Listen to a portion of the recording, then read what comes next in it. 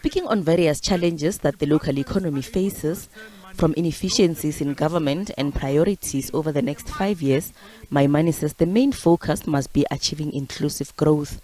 He believes the state needs to strategically invest in programs that will drive economic growth. He says it's important for government to solve the structural constraints on the economy, such as logistics and energy challenges.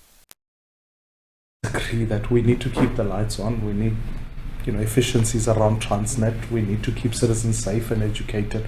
No one can disagree with those priorities. The difficulty is that, firstly, if everything is a priority, then nothing is.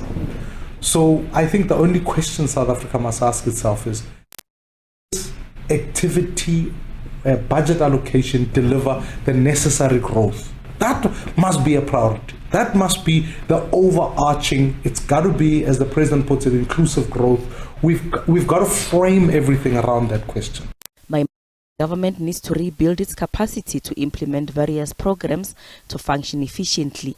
He says the 7th administration must be about rebuilding of state capacity and institutions. I think part of the dilemma that the state faces, we've lost capacity to execute.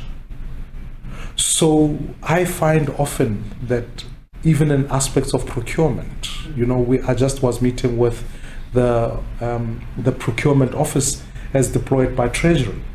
You realize that not only do we procure the wrong things at times or overpay for them, but our capacity to spend is poor.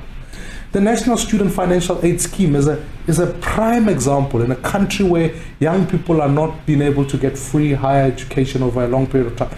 Here they sit and money is being sent back to Treasury in the hundreds of millions. Now that essentially is an indicator of the fact that regardless of the demand, the state's capability to be able to deploy resources is poor. Maimane told the FFC that he's not convinced that having a holding company for state-owned companies is the best idea.